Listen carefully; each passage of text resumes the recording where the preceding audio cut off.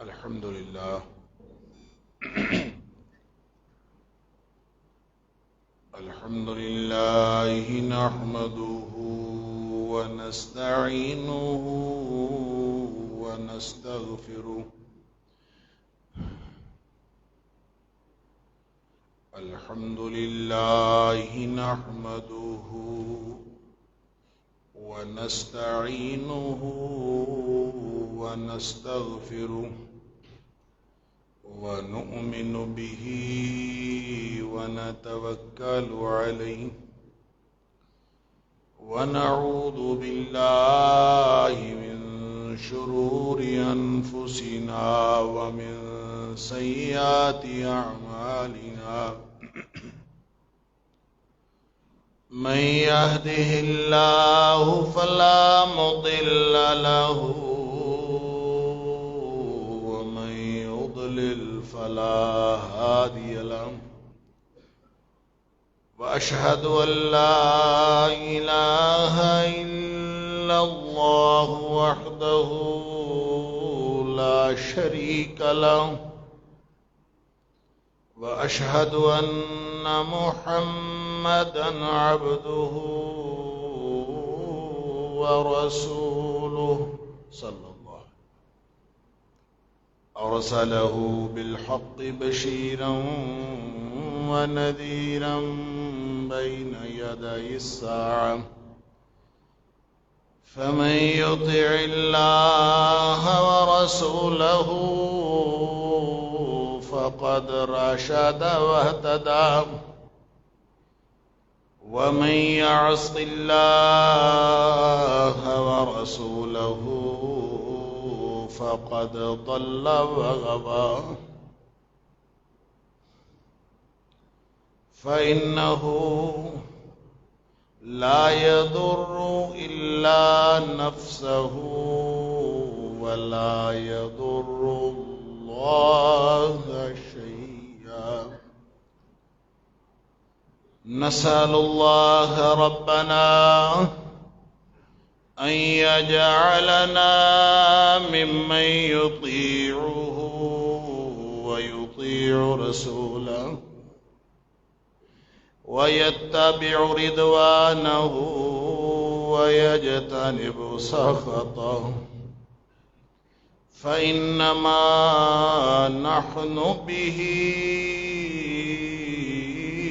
وله أما بعد فإن خير الحديث كتاب الله وخير الهدي هدي محمد صلى الله عليه وآله وسلم وشر الأمور محدثاتها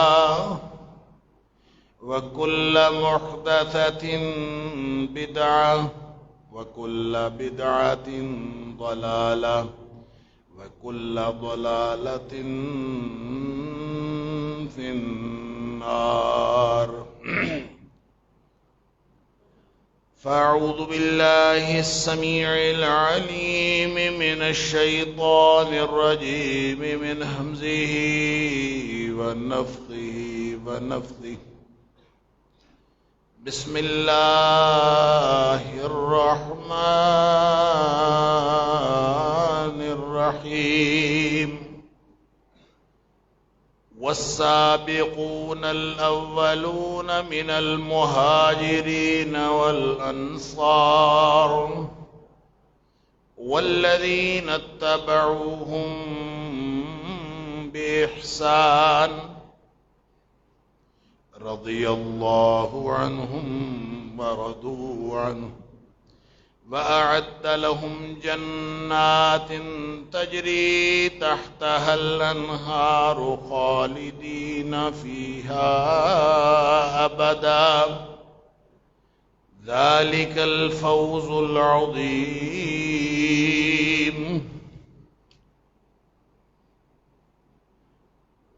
اور پہلے پہل سبقت لے جانے والے مہاجرین میں سے اور انصار میں سے،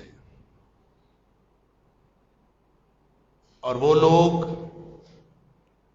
جو نیکی کے راستے میں ان کے پیچھے چلے، ان سب سے اللہ راضی ہو گیا اور وہ اللہ سے راضی ہو گئے، اور اللہ نے ان کے لیے تیار کر رکھی ہیں ایسی جنتیں جن کے نیچے نہریں جاری ہیں، اور وہ ان جنتوں کے اندر ہمیشہ ہمیشہ رہیں گے۔ ذالک الفوز العظیم، اور یہ بہت بڑی کامیابی ہے۔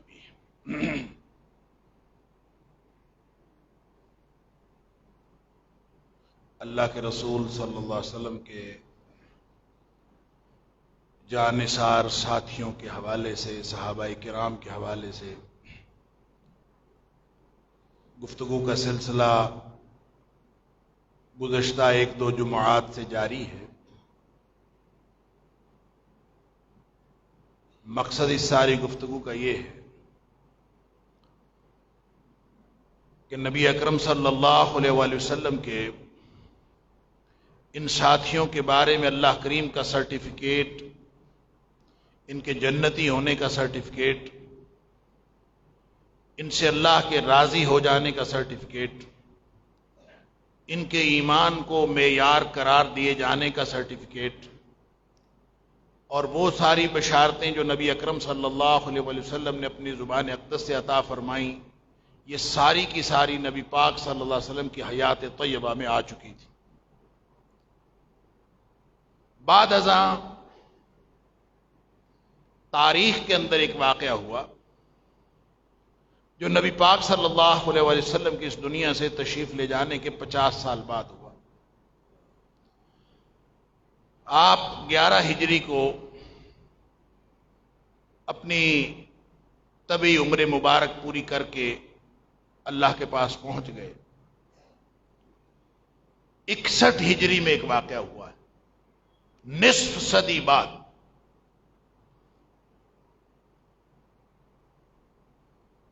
کیسی عجیب بات ہے کہ وہ واقعہ صحابہ کرام کے مقام کا تعین بھی کر رہا ہے، وہ واقعہ دین کی بنیادیں بھی طے کر رہا ہے، وہ واقعہ اسی کی بنیاد پر صحابہ کرام کو سب و شتم کا نشانہ بھی بنایا جا رہا ہے، اسی کی بنیاد پر خود سے صحابہ کرام کی پارٹیاں بنائی جا رہی ہیں، اسی کی بنیاد پر پھر تاریخ کا ایسا دھارا موڑا جا رہا ہے، ایسا ٹرننگ پوائنٹ ہماری تاریخ کے اندر قرار دیا جا رہا ہے کہ آج تک امت مسلمہ 2 بڑے گروہوں میں تقسیم ہے، اور جزوی طور پر کئی قسم کے گروہوں میں تقسیم۔ اللہ! اور ہے کیا؟ تاریخ کا ایک واقعہ ہے، بلا شبہ وہ واقعہ نواسہ رسول کی شہادت کا واقعہ ہے، اور نواسہ رسول جن کو اللہ نے وہ مقام دیا ہے وہ بھی صحابہ کرام میں سے ہیں، لیکن ان کا درجہ عام صحابہ کرام جیسا نہیں۔ ان کو اللہ نے نبی اکرم صلی اللہ علیہ وآلہ وسلم کے ساتھ نسبت کے سبب وہ مقام عطا کیا ہے جو عام صحابہ کرام کا نہیں۔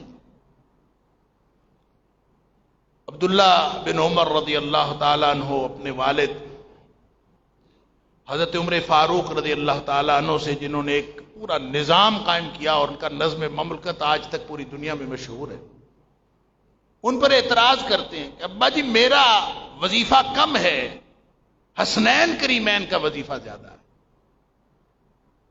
تو ہمیں برابر ہونا چاہیے۔ عمر فاروق رضی اللہ تعالیٰ عنہ فرماتے ہیں جو نسبت نبی اکرم صلی اللہ علیہ وسلم کے ساتھ ان کو ہے وہ تمہیں نہیں، لہذا سارے ہی صحابہ کرام نے اس کا لحاظ کیا، اور یہ لحاظ کرنا وہ کسی کی ذاتی خواہش کا نتیجہ یا کسی کے ذوق کا نتیجہ نہیں ہے، ان کا خیال کرنا یہ عین ایمان ہے۔ حضرت حسین رضی اللہ تعالیٰ عنہ اور حضرت حسن، جن کو ہم دونوں کو ملا کر حسنین کریمین کہتے ہیں، سبحان اللہ،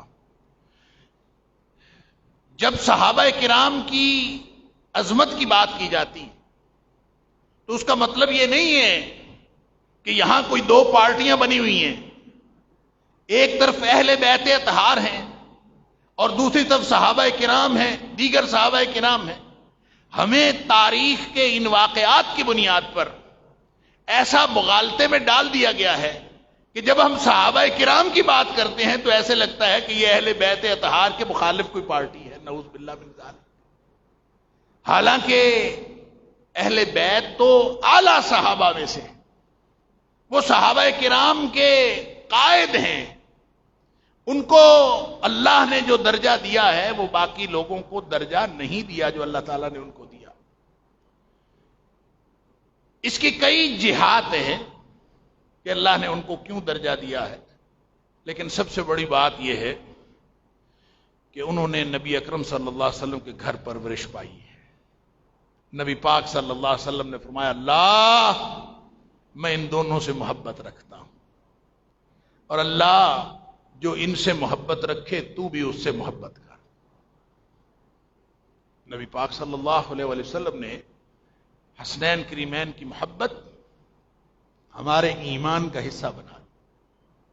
لہذا جب ہم صحابہ کرام کی عظمت کی بات کرتے ہیں تو آج کے اس دور میں ماحول یوں بن گیا ہے، لگتا یوں ہے کہ ہم کسی مخالف پارٹی کی بات کر رہے ہیں، نعوذ باللہ من ذالک. یہ سب ایک تھے. الصحابۃ کلہم عدول.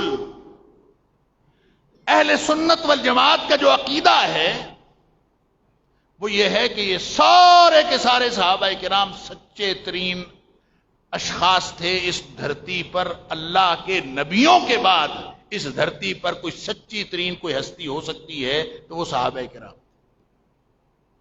آگے پھر ان کے درجے ہیں. لہذا وہ جو عائشہ صدیقہ رضی اللہ تعالی عنہا کا قول میں نے گزشتہ جمعے میں بھی اور اس سے پیوستہ جمعے میں بھی آپ کے سامنے رکھا، اللہ اکبر، کہ عروہ بن زبیر رضی اللہ تعالی عنہ کو فرماتی ہیں کہ بھانجے لوگوں نے بڑا ظلم کیا. امروا ان یستغفروا لاصحاب النبی صلی اللہ علیہ وسلم. اور ان کو تو حکم دیا گیا تھا کہ صحابہ نبی پاک صلی اللہ علیہ وسلم کے ساتھی ہیں، جانثار ساتھی. یہ آسمان نبوت کے درخشندہ ستارے ہیں.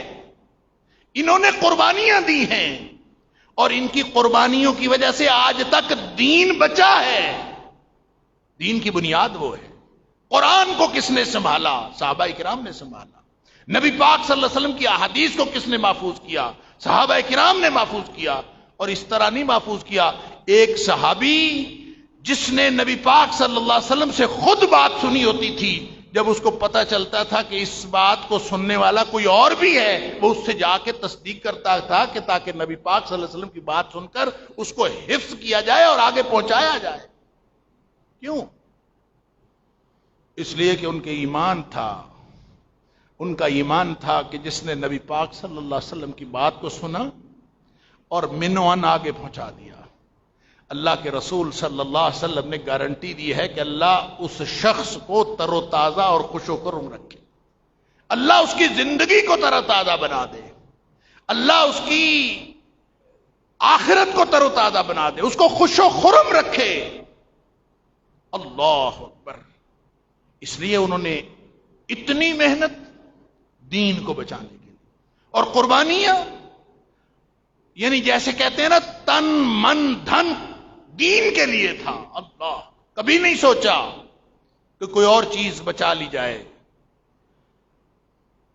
معروف بات ہے نا، آپ سب کو معلوم ہے، جب جیش الاسرا کے موقع پر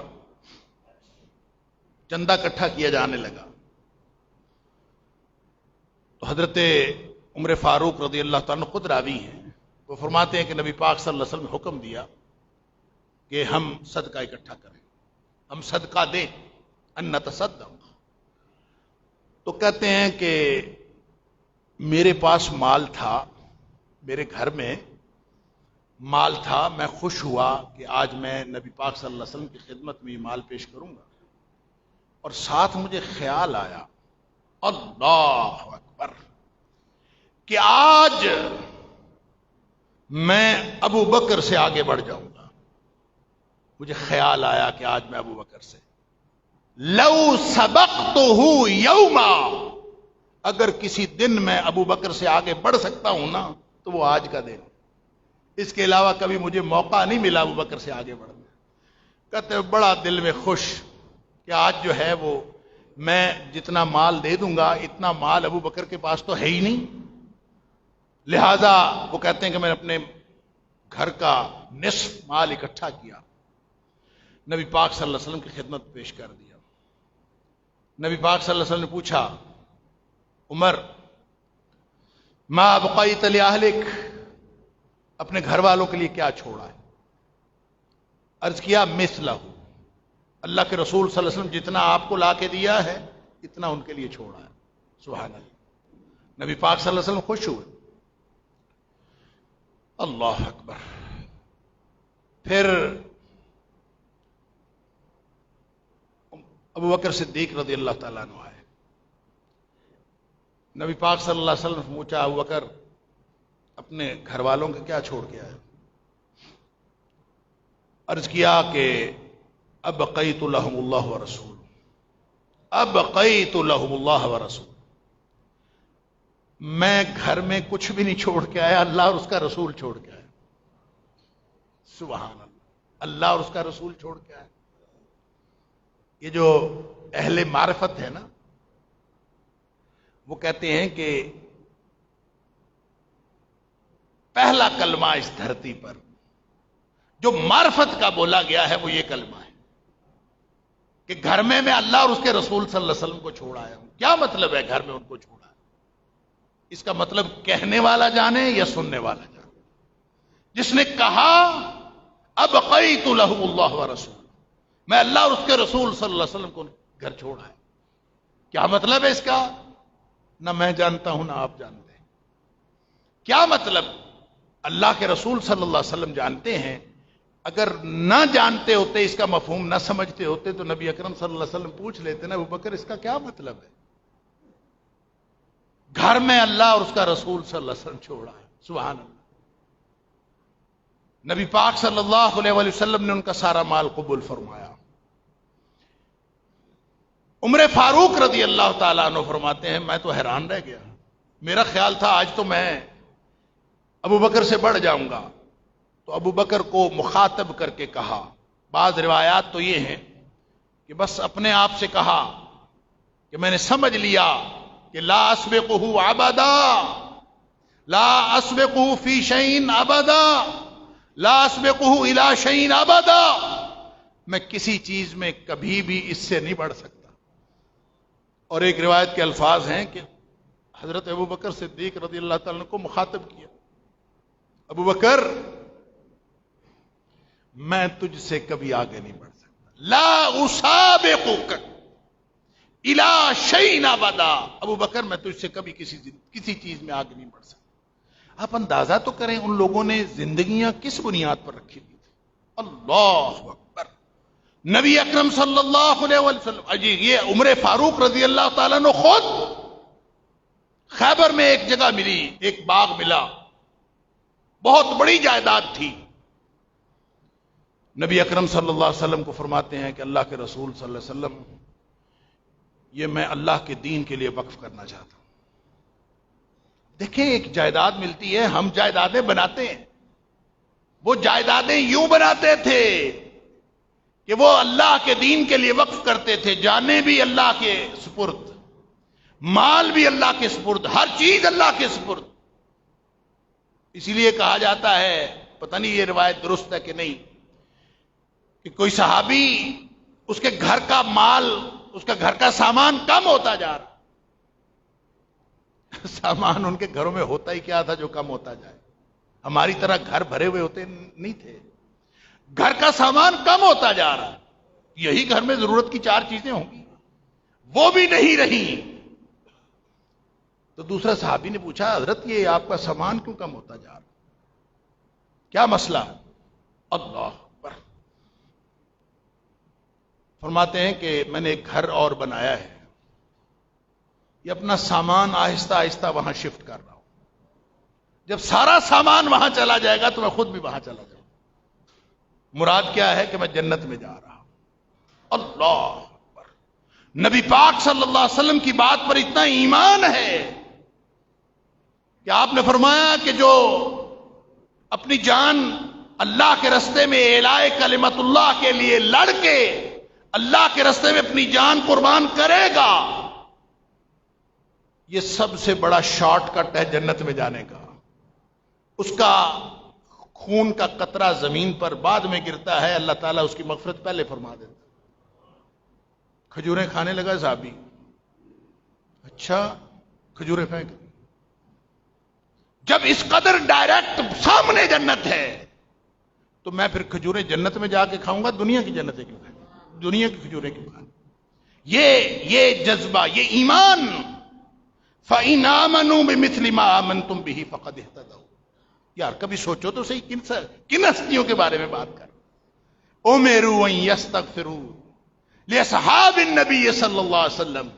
और लोगों को तो हुक्म दिया गया था सारी जिंदगी उनके लिए इस्तिग़फार करते रहो, सारी जिंदगी उनके लिए दुआएं करते रहो, सारी जिंदगी उनकी अजमतें बयान करते रहो। लोगों को तो यह हुक्म दिया गया था फसब्बूहुम, इन्होंने क्या जुल्म किया, इन्होंने सहाबा किराम को ही बुरा भला कहना शुरू कर दिया, इन्होंने सहाबा किराम के खिलाफ हाथ खोल लिया।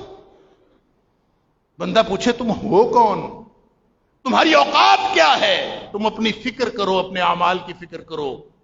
अल्लाह करीम ने कुरान में यही फरमाया, तिलका उम्मतुन कद खलत,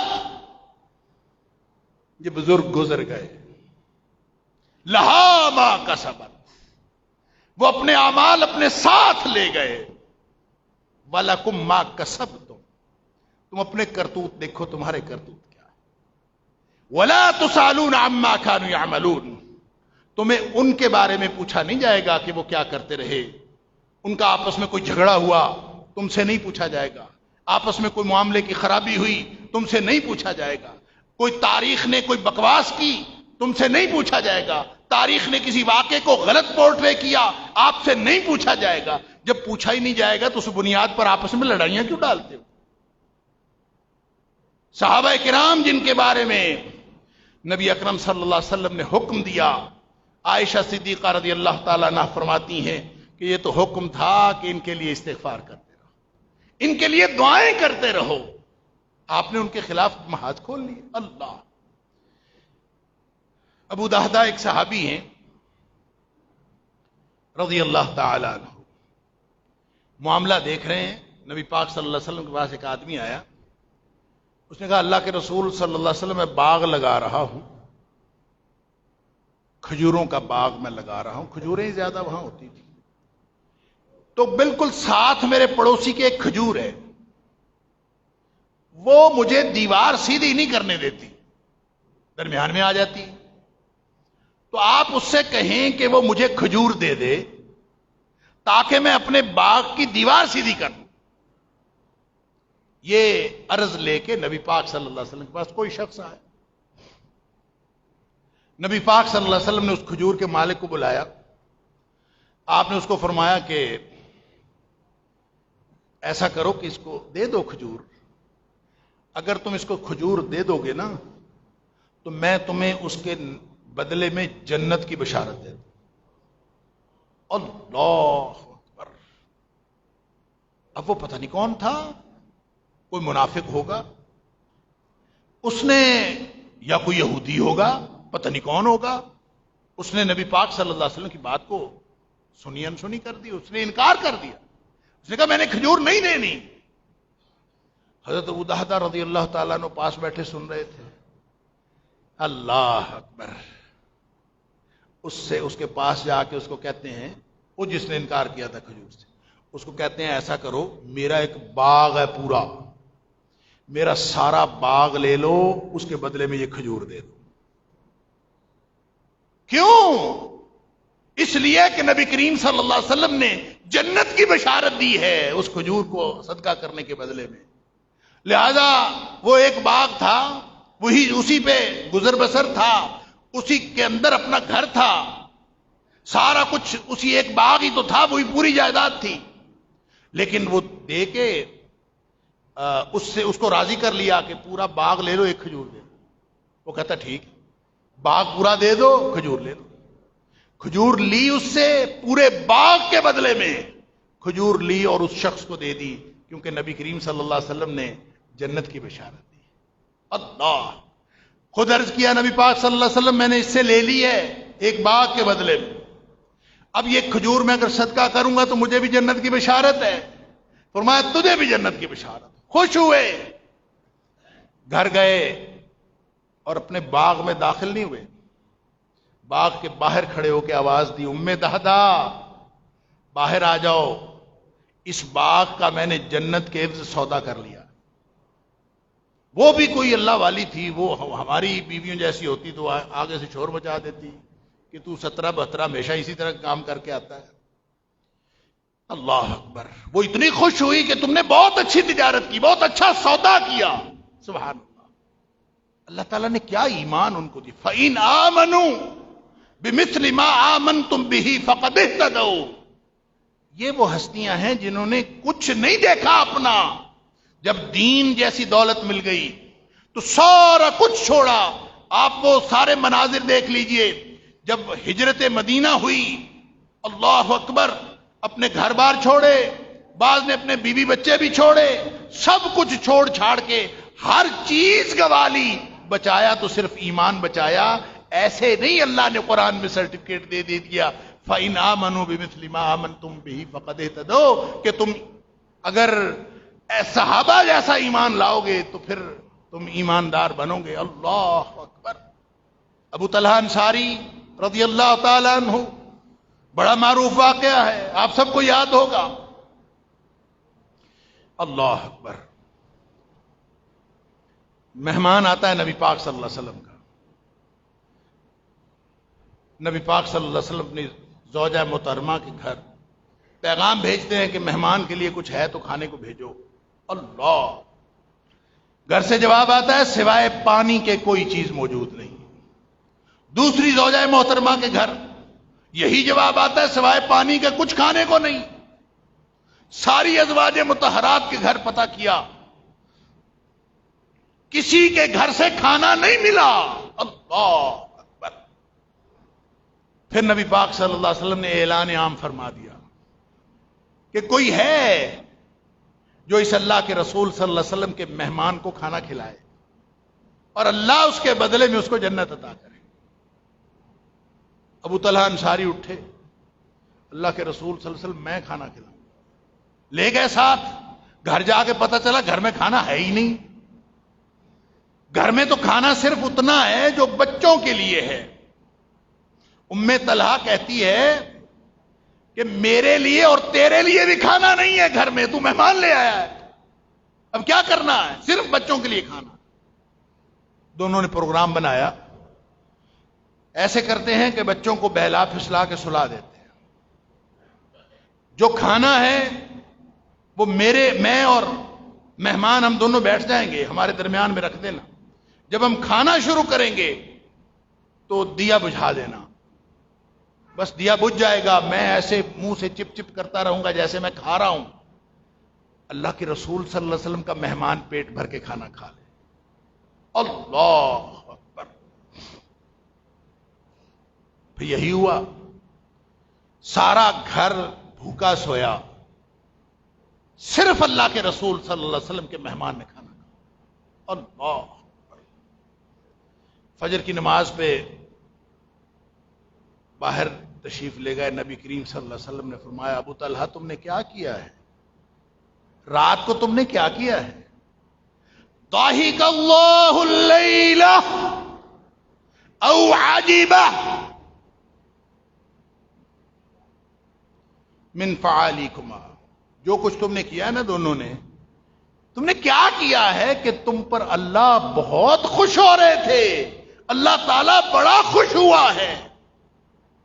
رات کے واقعے پر اللہ تعالیٰ تم سے بہت خوش ہے، اور پھر اس پر آیت اتری وَيُؤْثِرُونَ عَلَىٰ أَنفُسِهِمْ وَلَوْ كَانَ بِهِمْ خَصَاصَةٌ وَمَن يُوقَ شُحَّ نَفْسِهِ فَأُولَٰئِكَ هُمُ الْمُفْلِحُونَ، کہ وہ اپنے آپ پر دوسروں کو ترجیح دیتے ہیں۔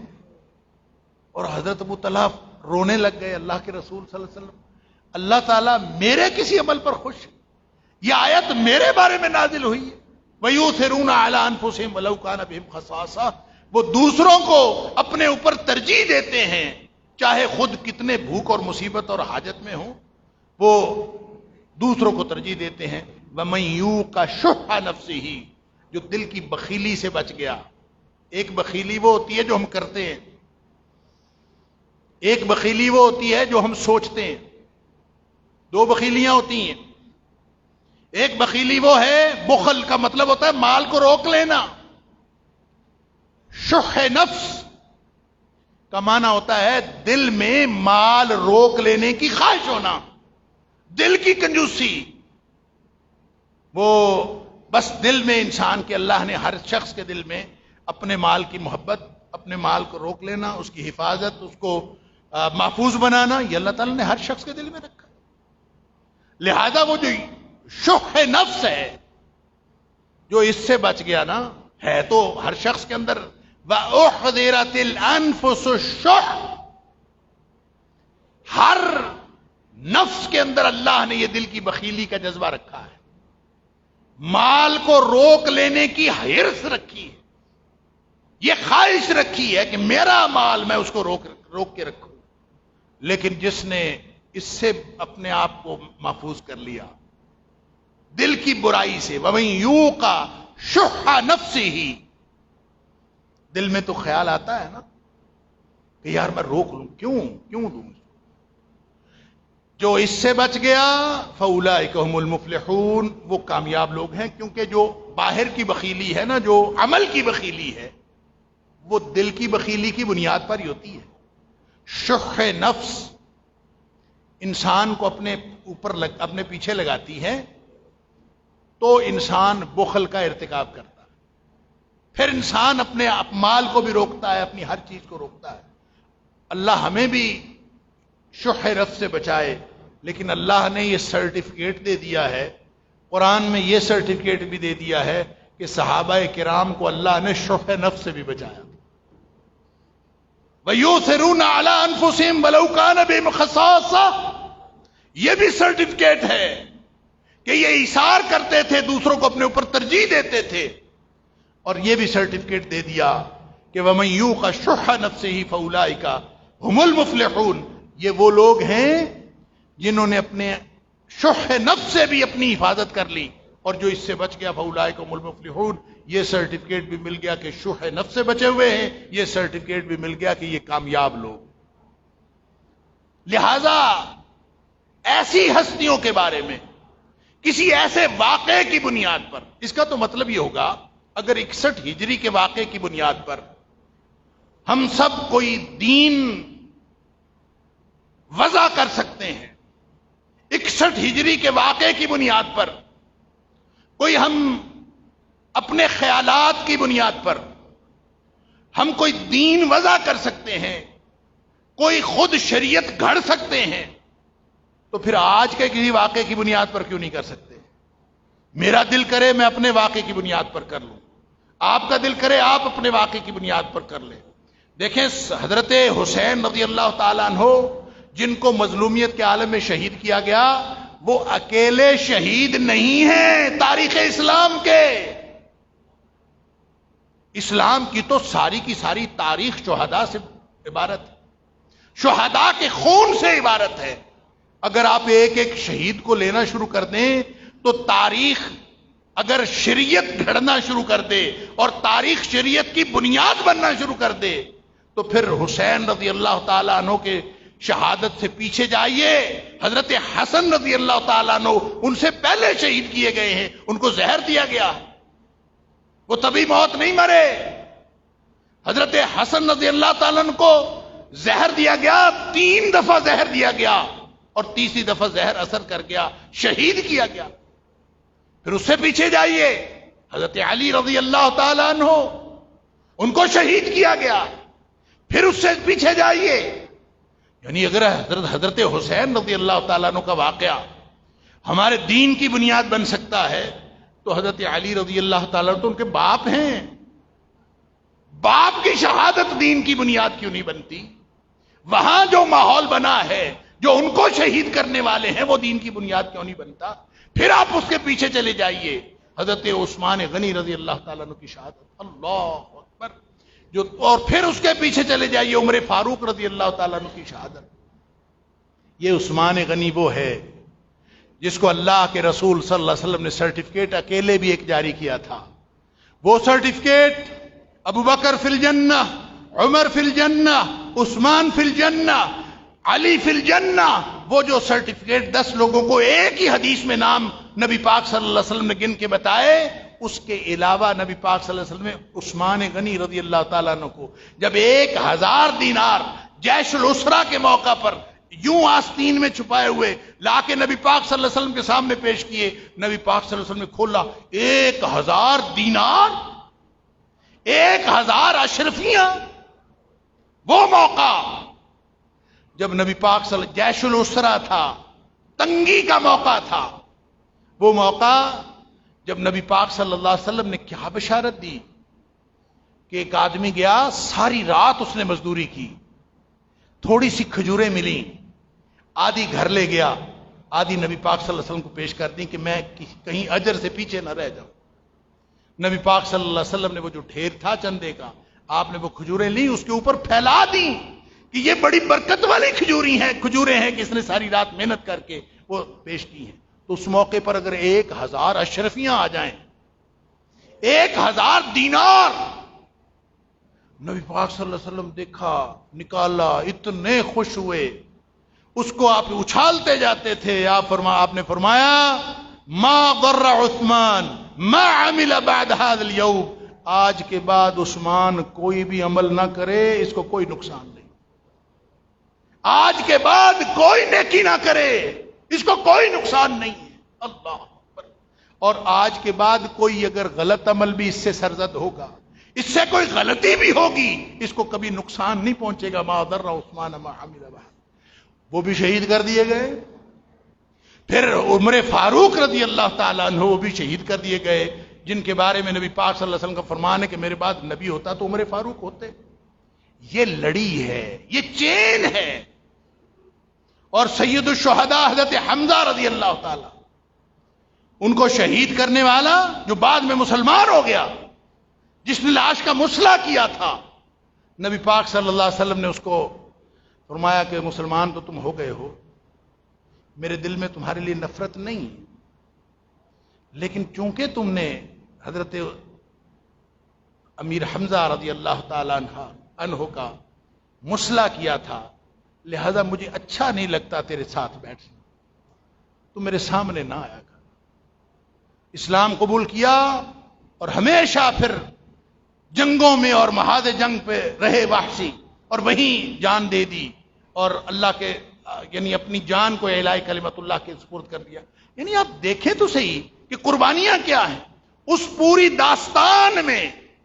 جہاں آپ کو ایک سے ایک بڑی شہادت ملتی ہے، آپ کسی ایک واقعے کو لے کر بلا شبہ نواسۂ رسول ہیں، بلا شبہ مظلومیت کے عالم میں ہوئے ہیں، بلا شبہ بڑے ظالم لوگ ہیں جنہوں نے شہید کیا حضرت حسین رضی اللہ تعالیٰ عنہ کو. انہوں نے بڑا ظلم کیا، صرف حضرت حسین پر نہیں، پوری امت مسلمہ پر ظلم کیا، کیونکہ حضرت حسین کی محبت ہمارے ایمان کا حصہ ہے اور عین ایمان ہے.